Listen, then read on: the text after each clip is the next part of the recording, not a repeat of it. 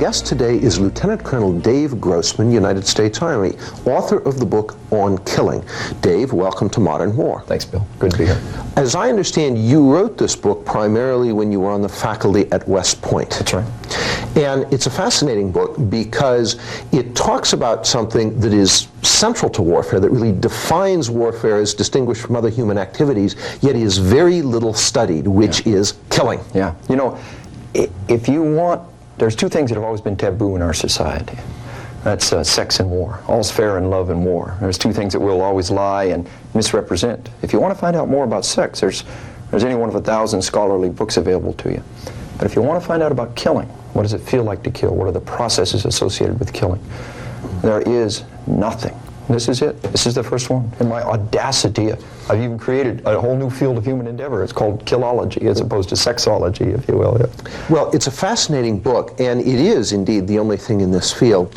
Let me ask you to start off, Dave, by addressing something that we hear often from people who purport to understand war, psychologists and sociologists and so forth, who say, well, only humans fight wars because man is the only animal who has no inhibition about killing his own kind. Right. Is this true? Is this what really lies behind warfare? That doesn't hold up, Bill.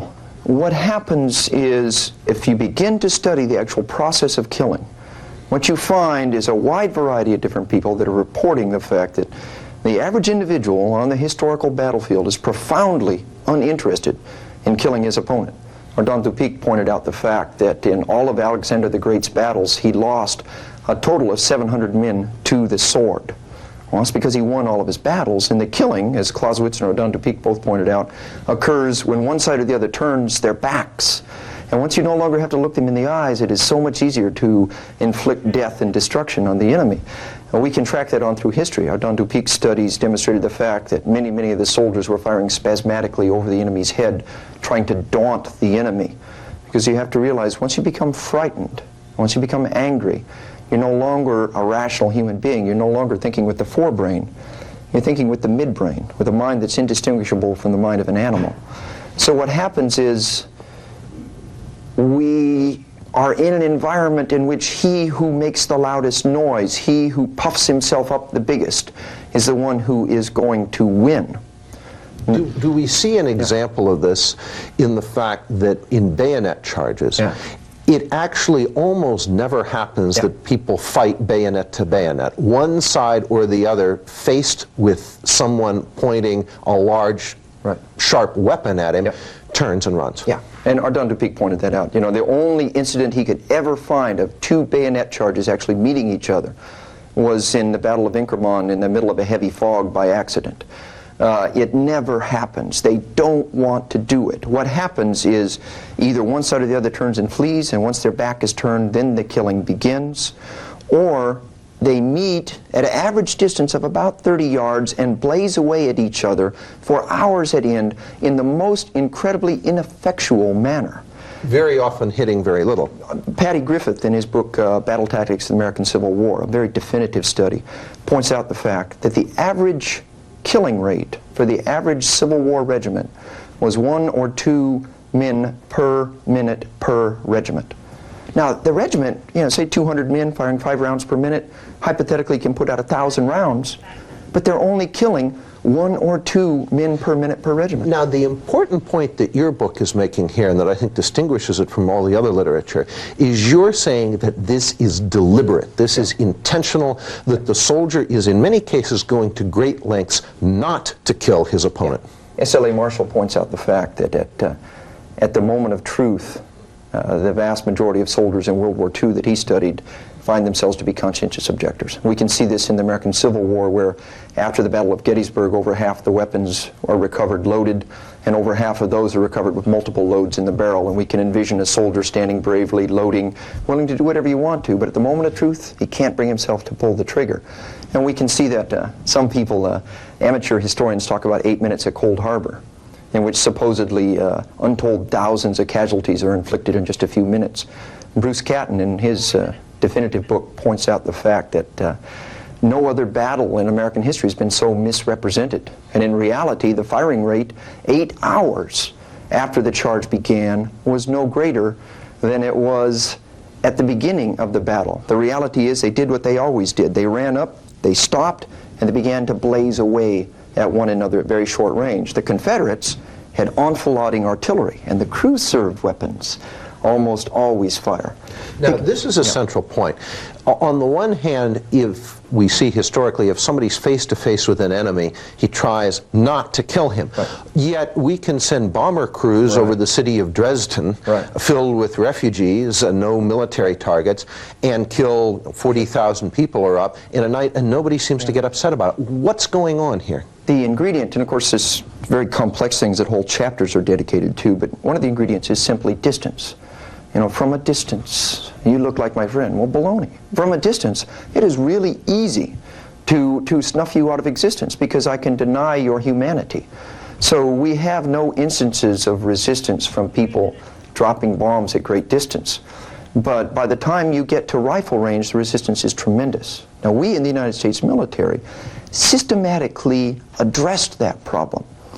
We transitioned from bullseye targets to pop-up targets, and we developed a process in which we created a conditioned reflex in our soldiers. Now, give us a little history on this. I've also heard about these programs that I think really start with the Vietnam War. Yeah. What led to these programs? How were they designed, and so forth? S.L.A. Marshall, Brigadier General, official historian of the European theater, determined that we had a tremendous quantity of people who would not fire in combat. He initiated programs, the train fire programs, got the firing rate up to around 55% in Korea, perfected it by Vietnam. Now, what do you mean by perfected? What is this? What are they trying to perfect? Basically, what we have is we do something very similar to what police forces do, in which we have a conditioned stimulus. The conditioned stimulus is a man-shaped silhouette popping up in your field of view. Now, let me again explain. What your book points out is, in other words, the military identified this problem, that people didn't want to kill their opponent. So they sat down and used psychology and used sociology and all of these tools to design a program to overcome this basic resistance to killing your fellow man. Absolutely. And we have found how to take the safety catch off a human being. When you become frightened, you will react the way you have trained, the way you have drilled. So what happens is the conditioned stimulus, a man-shaped silhouette pops up in your field of view. Conditioned response, you have a split second to engage the target. Stimulus feedback, the target drops. Reward schedule is the badges, the 3-day passes, the negative reinforcers for those who miss the target, additional training, they don't get the passes. There's more than just that involved. The role of the drill sergeant as a social learning model has transitioned to an individual who personifies two things: violence and discipline. Understand that everything we do in the military has safeguards built in. And the returning veteran represents no significant threat to society because we do these things with great care. We demand two things: violence and discipline. And we will not tolerate undisciplined violence. So we turn it on and off like a faucet, which we must do to survive on the battlefield. Okay. Well, we have to take another break now. We will be back after these messages.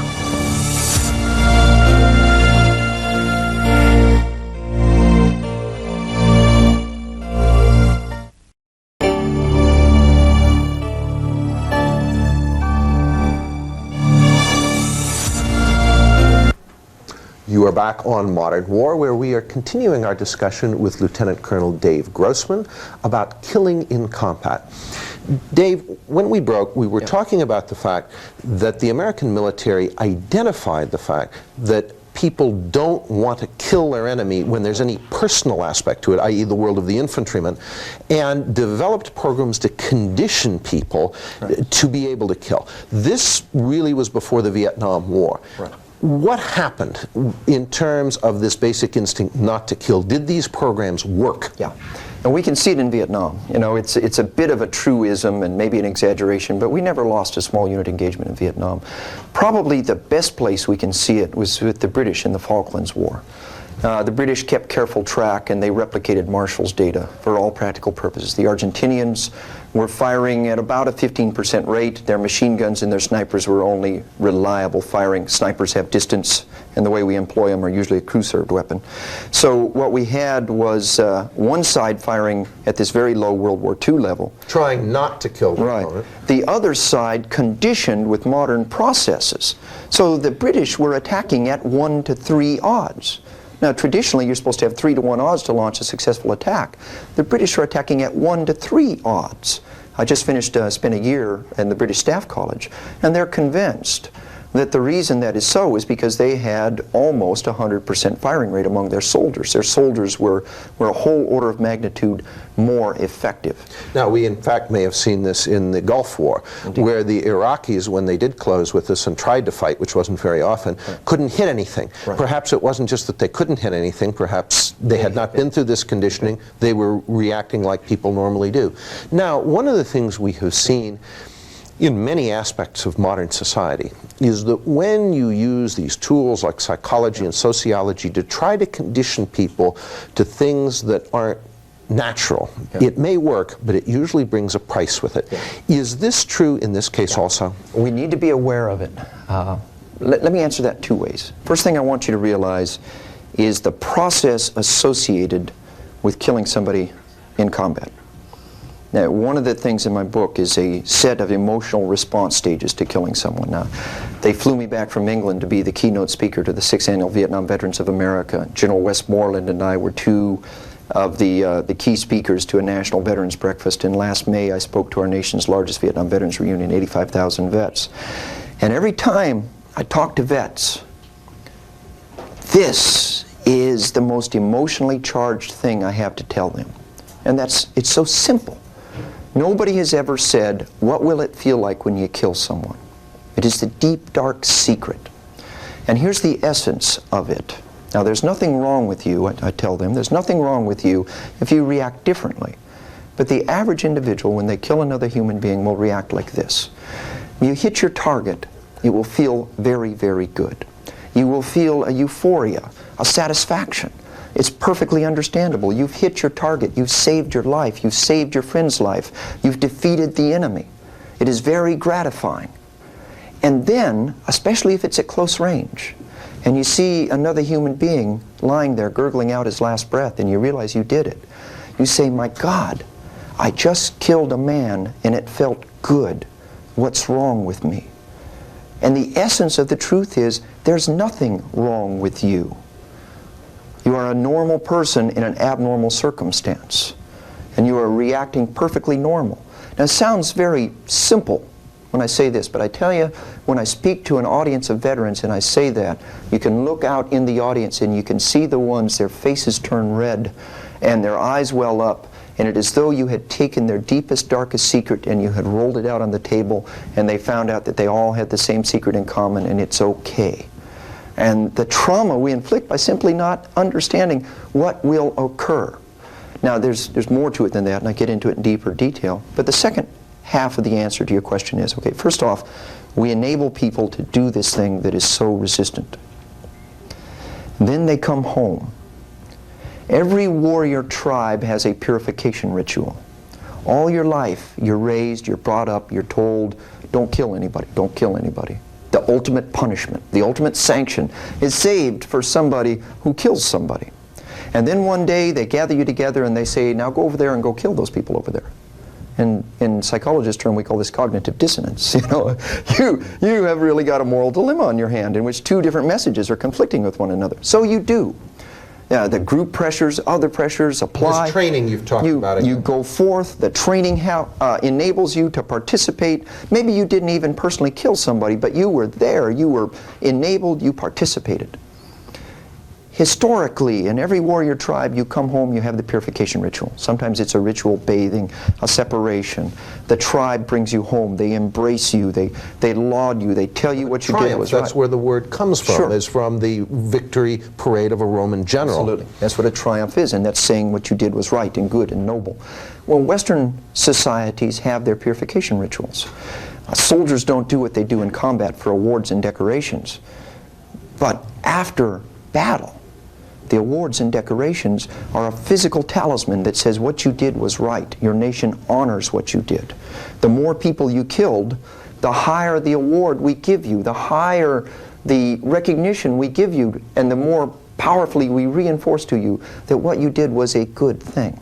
Then we have the monuments and the parades. We have the soldiers return home slowly. They march home or they sail home.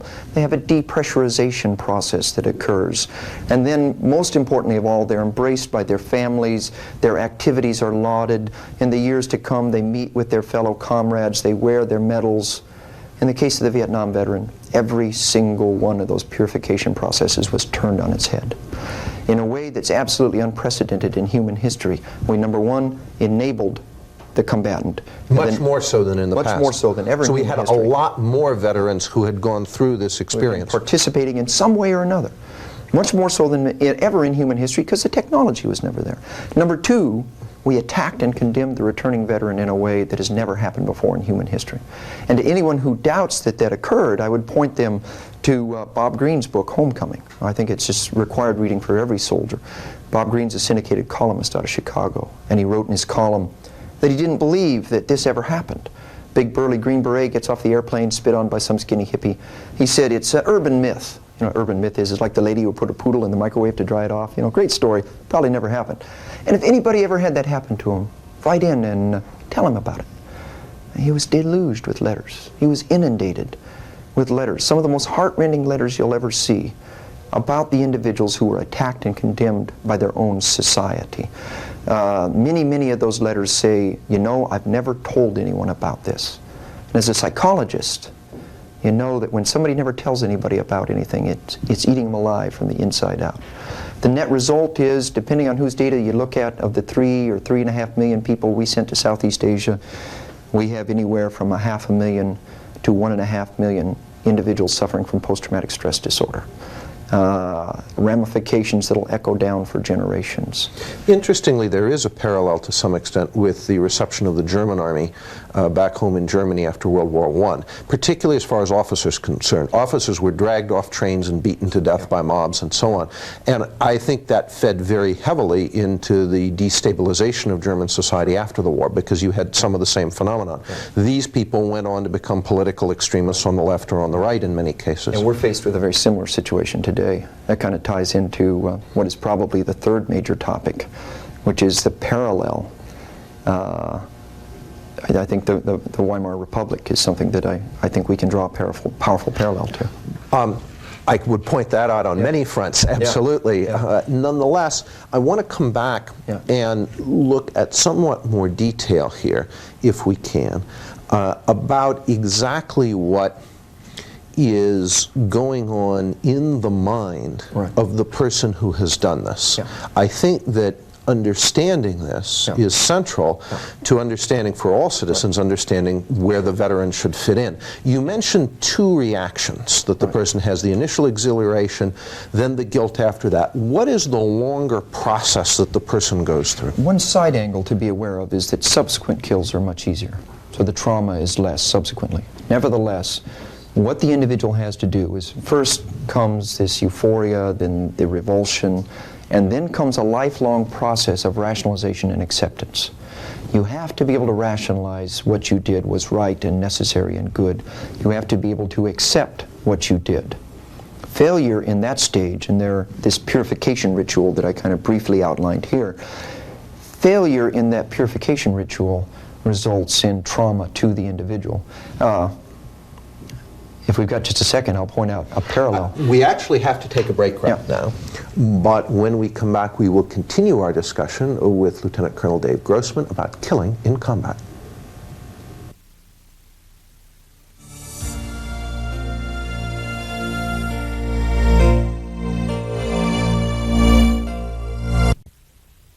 Welcome back to Modern War, where we are continuing our discussion with Lieutenant Colonel Dave Grossman about killing in combat.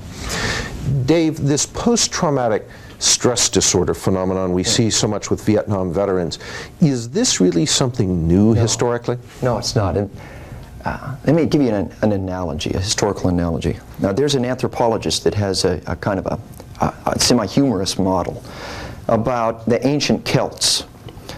And the ancient Celts, we know, did not understand the link between sex and pregnancy. And you can understand how that could be. There's this 9-month delay. Sex happens very, very often. Only very periodically is there any result from it.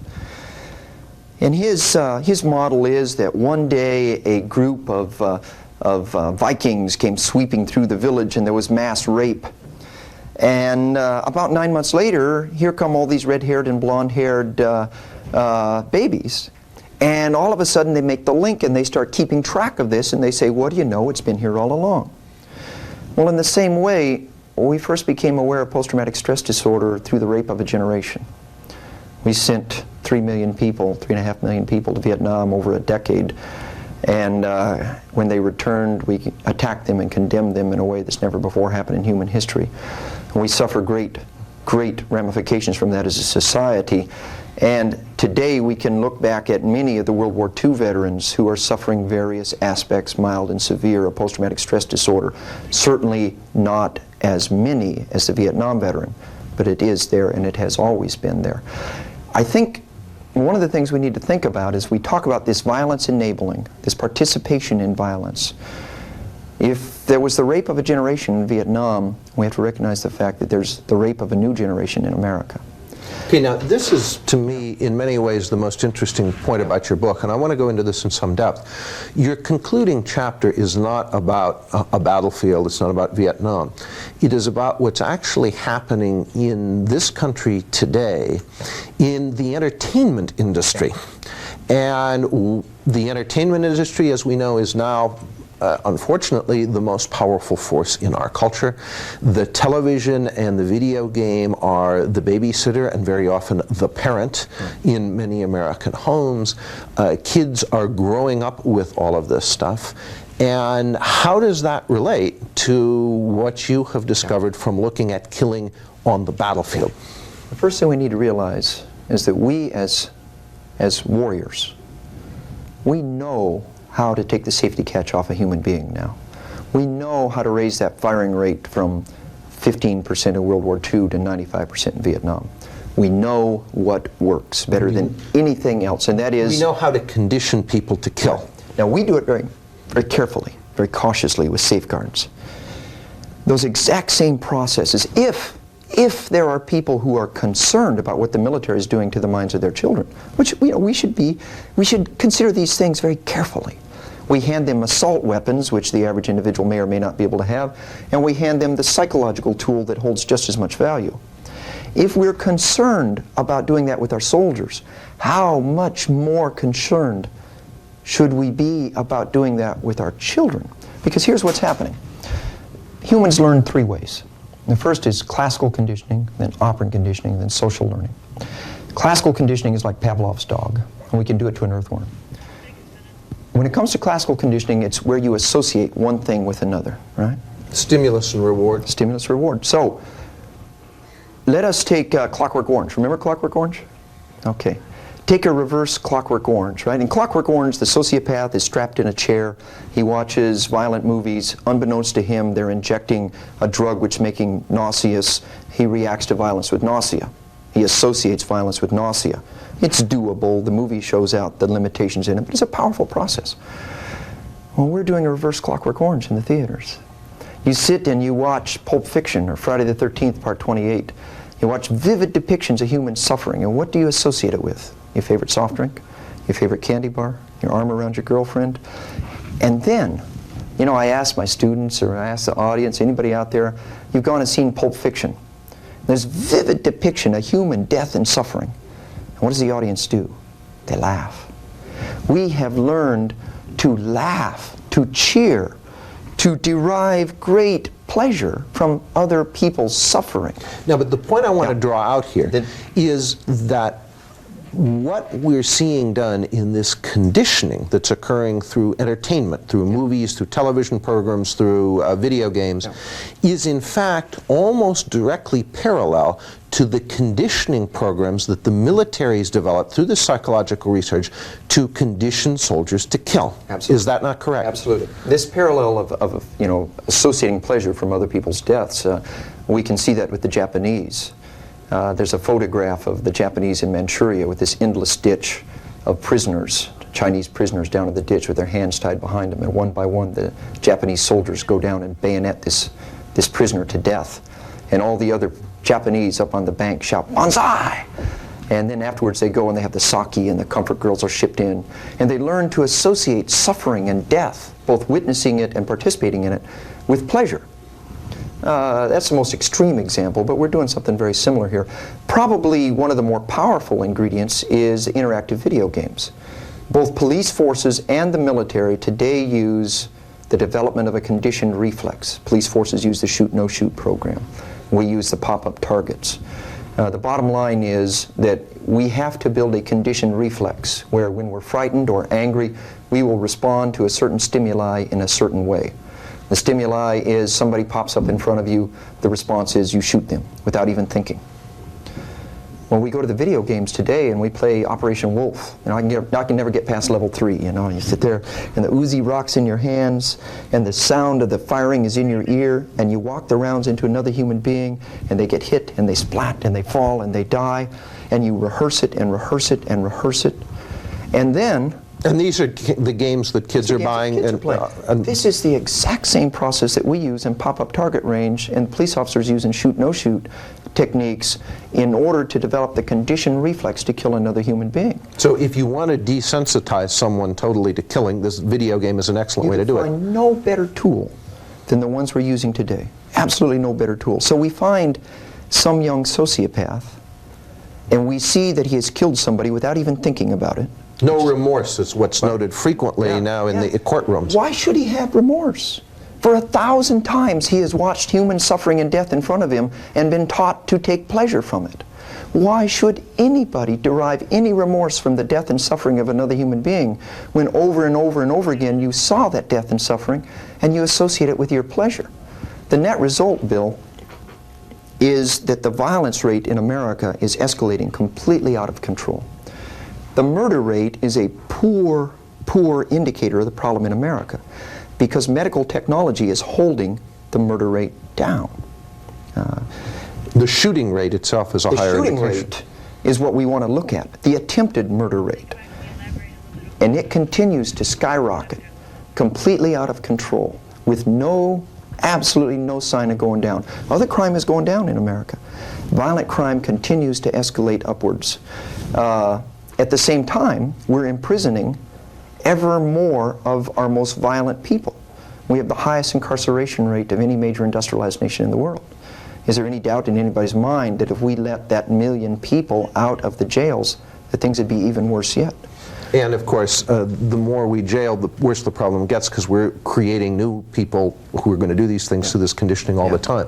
Well, I want to thank you very much for taking the time to be with us today. Your book on killing, as you noted at the outset, really does establish a whole new line of scholarly inquiry. There is really no other book that's done this, that has looked at the whole psychological mechanism of killing, that has looked at how veterans who've been involved in it recover, if you will, when they come home and the role that the society has to play. And again, I think the most important point is precisely this last point, that we are now conditioning the youth of an entire society to be killers. So again, thank you very much for taking the time to be with us, and I certainly hope that anyone in our audience who is interested not only in war but in where our society is going will go out and buy a copy and read it. Recommend it highly. Thank you, Bill. Thank you very much. We will be back shortly for our regular review segment here on Modern War. Please stay with us.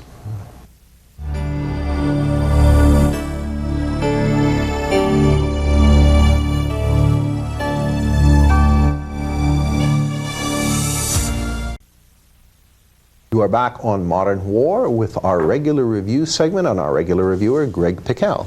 Greg, what have we got today? We've got a couple books in a game that speak, I think, rather effectively to the issue. The first of these is called Ordinary Men. This is about the adventures, if you will, of Reserve Police Battalion 101 in Poland, German Police Battalion in Poland in World War II. And this is a battalion of the title is very apropos. This is ordinary people. These are reservists. In fact, at one point they note that these people have no military service, with the exception of the commander. and they're sent in essentially to do the dirty work and taking care of the Jewish problem. And these are middle-aged, middle-class people from what might be called Middle America or Middle Germany, perfectly ordinary men who end up becoming killers, mass murderers. I mean, this isn't just killing someone who's fighting you. I mean, this is just taking people out and shooting them by the thousands. And the process of how that happens, and what's very interesting for a totalitarian society was the out that was often given to the murderers. That very often the commanding officer would go and say, those of you who can't do this, step out. The effect this has on people's lives, on their nerves, on their marriages, on their relationships, the dodges people use to get out of doing this. Some people dodge initially, then get into it and find that they enjoy it. The whole panoply of reactions make this a really absolutely brilliant book. And it's another look at this whole human resistance to killing. Yes, and it's something that I want to point out, because readers of military history will miss it because it isn't sold as military history. It's sold as a regular trade book. In fact, right now it's on discount in many of the discount houses. And one other thing I should point out is it debunks this larger myth that everybody simply went in and did it. In other words, you know, the unit wasn't sent as a cohesive unit organization into this environment and suddenly began killing people. Or the other myth was that you could do this kind of mass murder only by hiring criminals, by people who were already inclined to this. I mean, there was a lot of that too, but again, the title says it all. These were ordinary men. They were taken off the streets of Bremen in 41 and 42 and put into this battalion and sent to do the work, and for the most part they did.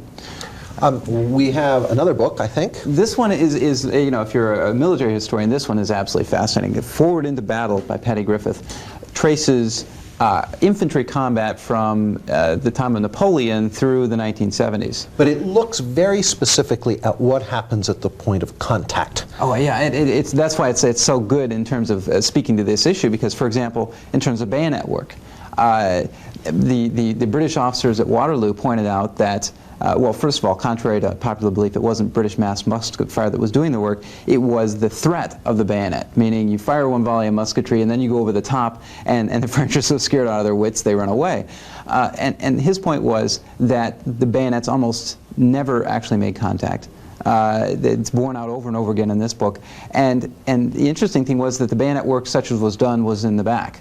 And even that was actually rather limited. So the psychology of that is, you know, as he traces this through, he's a very, very academic kind of writer. He doesn't simply play along the accepted lines. He debunks a lot of really major theories about what happens when two lines or two battalions of infantry meet. And it's often much different than you might think.